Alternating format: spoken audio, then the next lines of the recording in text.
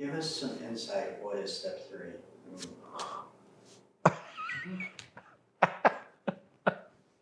Did you give me the most generic question ever? What is step 3? That's a pretty direct question. All right, that's fair. Made a decision to turn our will and our lives over to the care of God as we understood Him. Can you elaborate on that a little bit? I'm getting there. I'm just thinking on stuff. You know what I mean? Worried about what people think of me. You know what I mean? A little too much sometimes. I think I just always like talking about like my perspective of it, right? I thought for the longest time that I don't even know how to describe it. There was this big event that happened when I gave my will and my life over to it, right? Over to the care of God. And that there was this big aha moment. And there was, I felt like in that moment, right? When it happened, I guess, you know what I mean? But it was really that encounter with God prior to that, when I truly began to believe that God loved me and would do the things that I was asking him to do, that it's more of a commitment on my part at that point, it seems like lately. I do think it's important. People that are looking at the steps, that they normally see them on a wall or they hear somebody else's interpretation, need to understand that AA's program of recovery, recorded in AA's book, is recording the testimony of the first 100. Over the years, people have said, God of my understanding, which is not what the author said. And I say this not because people who are atheist or agnostic care one way or another, but if you're biblically inclined, the minute I tell you I'm going to turn my will and my life over to the care of God as I understood him, and someone else says, God of my understanding, we lean not to our own understanding in all our ways. So we're not going down that road. We're already blocked because we didn't point out that the authors are giving their testimony and the God they understood was the power within them, which meant I don't lean on my understanding, but I have received the mind of Christ and I lean on his.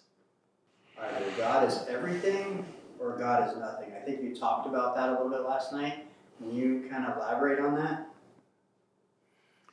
Yeah, I think we were just trying to get people to see the critical nature of the decision. People make light of the decision. Oh, it's just a prayer, it's just words. And we were trying to get them to say, no. I'm standing on the precipice, right? Life and death. Either he's everything or he's nothing. What's my choice to be? And I already am in a living death, so the gravity of it comes on us then. I know you. I can feel you from here. Yeah. That's another point from the book, and we didn't really talk about it, but it comes from that first step experience leading you to that decision. They talk about when they became alcoholic, and a lot of confusion in the fellowship over the years, arguing whether I should call myself an alcoholic. Well, don't call yourself an alcoholic. That's just, the power of the tongue. Well, no. The power of the tongue, yes, I understand that biblical reference, but what I am saying is the authors were declaring that when we became alcoholic, crushed by a self-imposed crisis we could not postpone or evade, we had to fearlessly face the proposition that either God is everything or he's nothing. What's our choice to be? So when I became alcoholic was when I started giving God the credit for my redeemed self. And not before. Otherwise, I'm just a hard drinker dry at the moment, in their witness. So in the same way that Matthew is both apostle and tax collector, he lets you know that he's a tax collector, the hated, the betrayer of God's people, and an apostle of God. The profundity of the moment. And that's the power of the witness to me as an alcoholic. Because as an alcoholic, I'm a dead man. Well, the importance of that moment was we must be rid we alcoholics must be rid of this selfishness. We're not talking about anyone else in the human condition, but because I have this deadly affliction, I must be rid of this selfishness. I must, or it kills me. And then it goes on to say God makes that possible. God makes it possible if I offer myself to him as a servant. It's in that same text. Because I can see your plight when I can't see my own. I mean, you wanted him to say, yes, you poor guy, you are being mistreated. And instead he prayed for you to be relieved of your condition, and it pissed you off. There ain't no self in here, you praying prick. And it's a typically human response. We all giggle because we all been there. And it's funny, I thought in the moment to not use that word for fear that it would piss him off.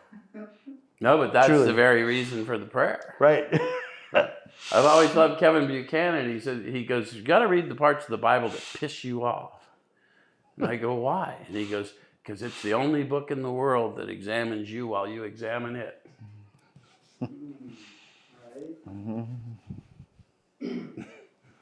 And that was revelatory to me, because there's a lot of parts of that Bible that piss me off. And you know why? Because I have behaviors I don't want to let go of. Right.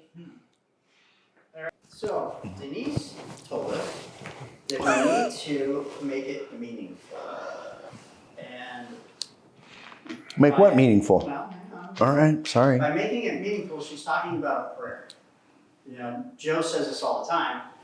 You know, God doesn't care about prayers you don't care about. So let's elaborate on that. What does that mean? To him or to me? Everybody. Whoever picks it up. Well, I used to think that, right? When I first started, really like digging into this manner of living, for the longest time, I would just say the third step prayer kind of every morning. I would do some other praying and all that kind of stuff. And Denise was talking about digging and diving deep into it, and knowing what the meanings is. Because if God lives in me and he's going to affect that change in me, then I got to know what I'm agreeing to.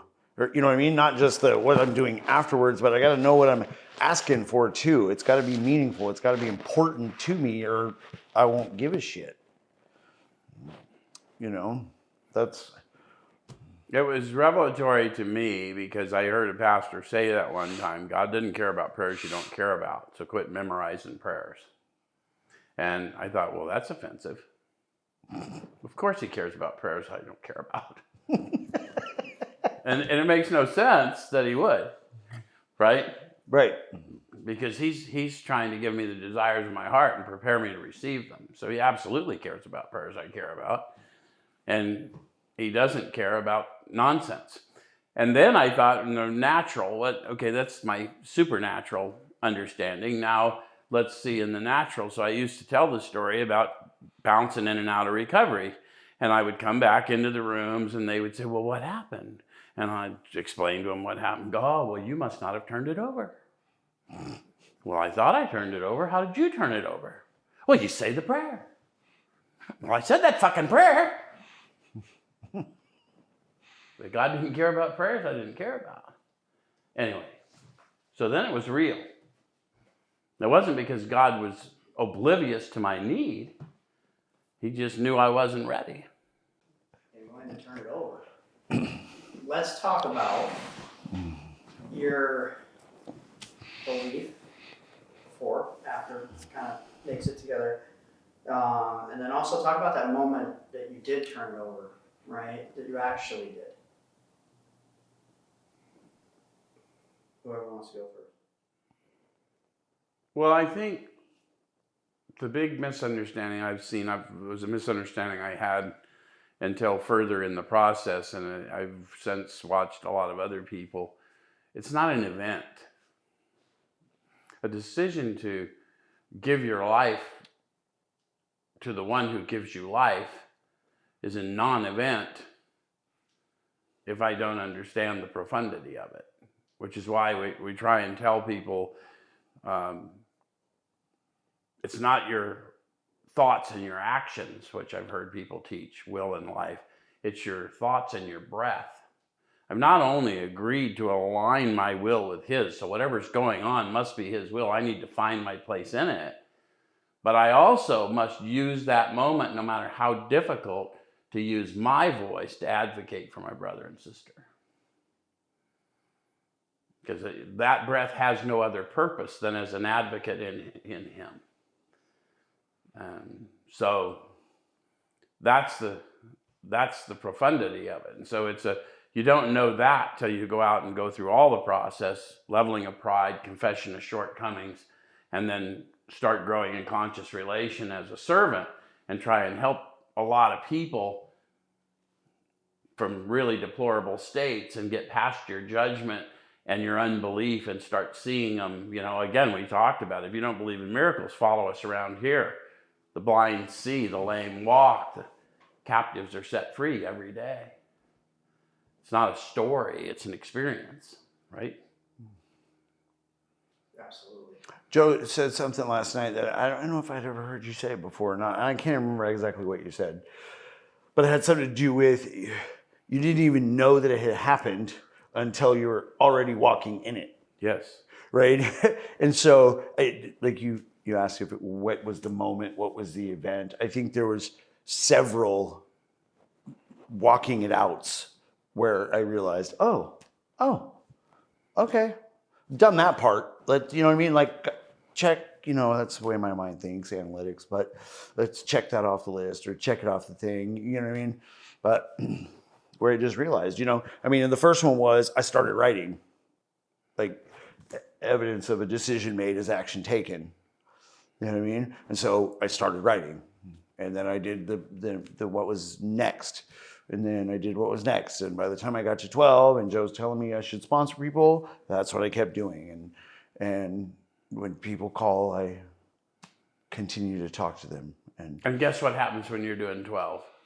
You're doing 1, 2, 3, 4, 5. Yes, I said that to somebody this morning. They were like, I think I need to go through the steps again. And I go, do you? I think you need to work with other people and take them through the steps, because then you'll get what you need out of it. Mm-hmm. Well, I'm not sure about that. Okay. It's not an argument, but I love the answer that you guys gave, because that's my experience, and that's why I asked the question. I think people get hung up on that specific moment, whatever. I can't tell you any moment that I remember that I turned it over to a God at the time that I didn't even believe in. I was feeling stuff, but I was not there yet. And just kept having these profound aha moments and just kept walking into it until it was like, oh shit, I believe in God. And oh wow, like my life is progressively changing because I'm looking towards Him and not myself, right? Mm-hmm.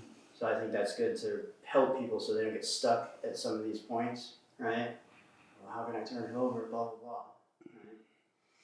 Well, and a lot of times we try and walk them past the encounter, and the encounter is real and it's tangible. And if they haven't had it, they're not going any further. Right. I don't care how many rules you make and scribble down lists, and none of it means anything if you don't realize that you're revealing yourself for the first time to the Father. Mm-hmm.